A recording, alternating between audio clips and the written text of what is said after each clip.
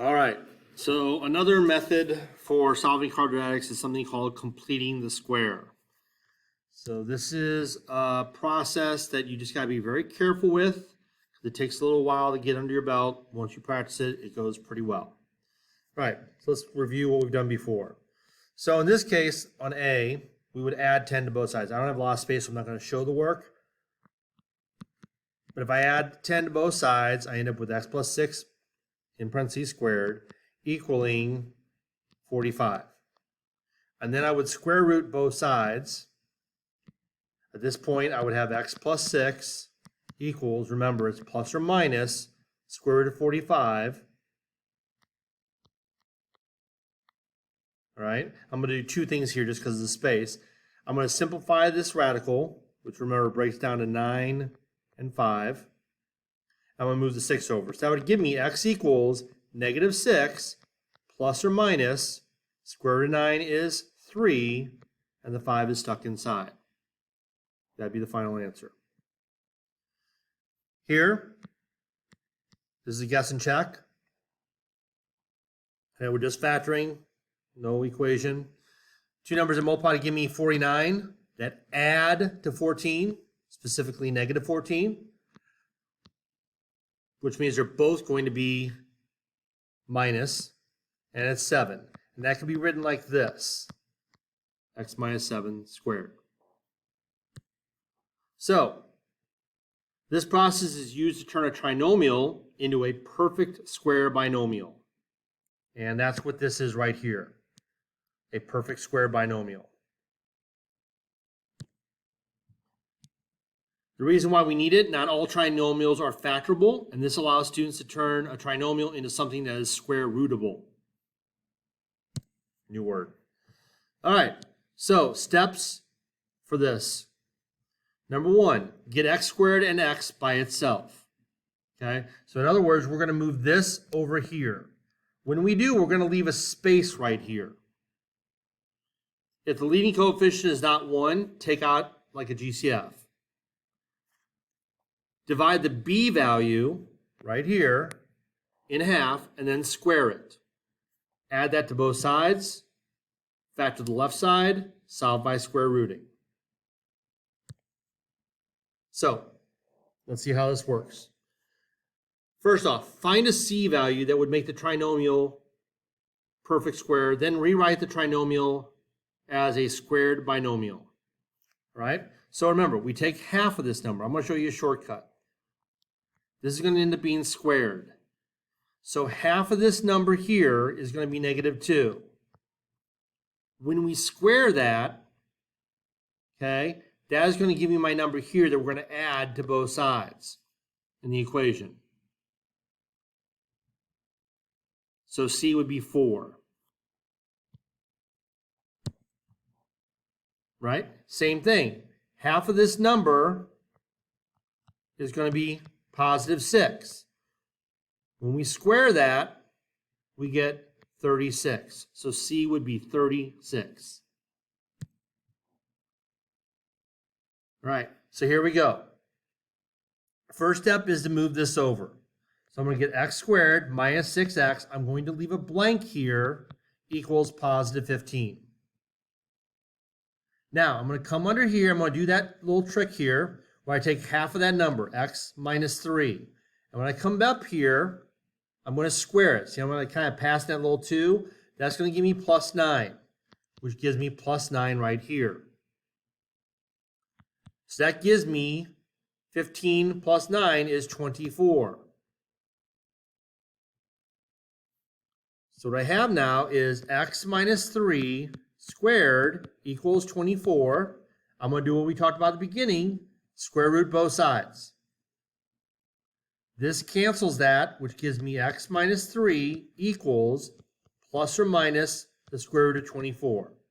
Now this is going to simplify because it's 4 times 6. Remember, if you need to put the radical here, that's fine. So I'm going to move that 3 over, and I'm going to get 3 plus or minus the square root of 4 is 2, and the 6 is stuck inside. Okay? That is factored. Now you can tell, since I got a radical answer, I could not have done guess and check to do this. And let's think about it real quick. What two numbers multiply to give me 15 that differ by 6? Well, 1 and 15, 3 and 5.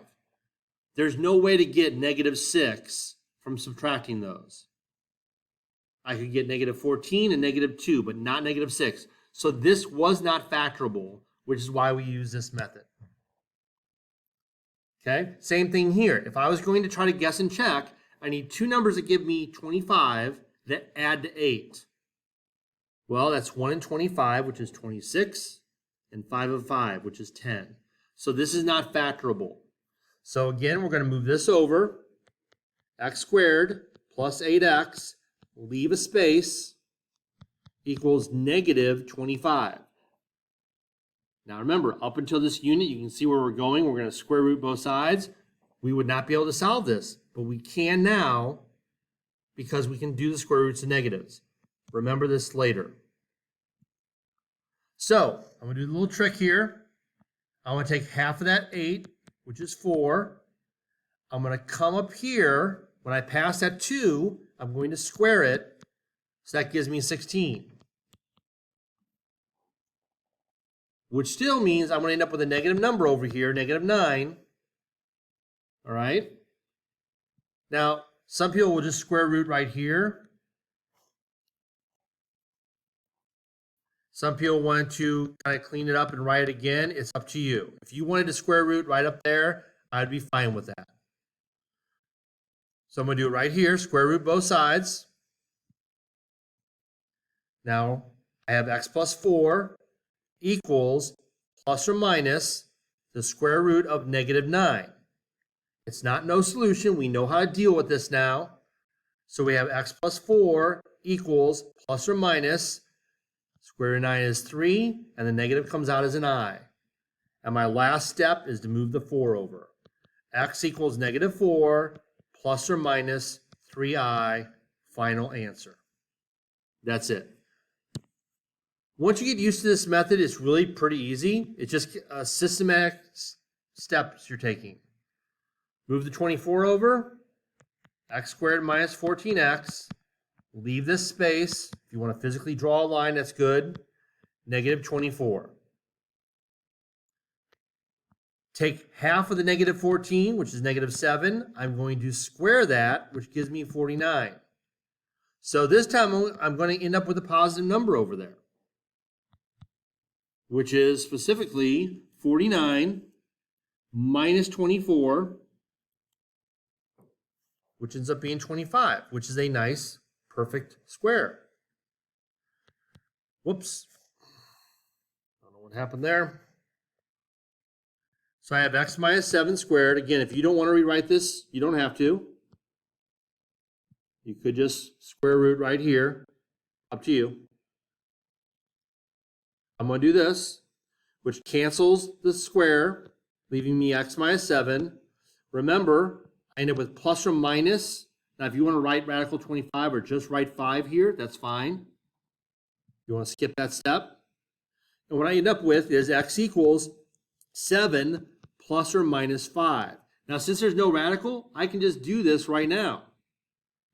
So x equals 7 plus 5 is 12. And 7 minus 5 is 2. I actually got two numerical answers because this was a perfect square. Now remember, here, you can just leave it like this, okay? We're not going to combine the numbers. We can't. But in this case, since we ended up with square root of 25 being an actual whole number, we're good to combine them and get two different answers. All right. Whoops. All right. So on this last one, a little bit different. Notice we do not have a 1 here. But if you notice, all of these numbers are divisible by 2. Since we have an equation, we can divide both sides by 2, which will give us x squared minus 4x plus 6. equals 0. And now at this point, we can just do the same thing we've been doing. We're going to move the 6 over here. We're going to leave a space. Then we're going to do our little shortcut, half of -4. When we take it up to fill this space, we're going to go past that little 2, so we're going to square it. So we're going to add 4 to both sides. And what that's going to leave us with is -2. So we have x minus 2 being squared equals -2. We're going to square root both sides, which will leave us x minus 2 equals plus or minus square root of -2. Now the 2, we can't simplify that. Okay? That stays under. But the negative can come out. So when we move this 2 over, we're going to get 2 plus or minus I root 2. And that's our final answer.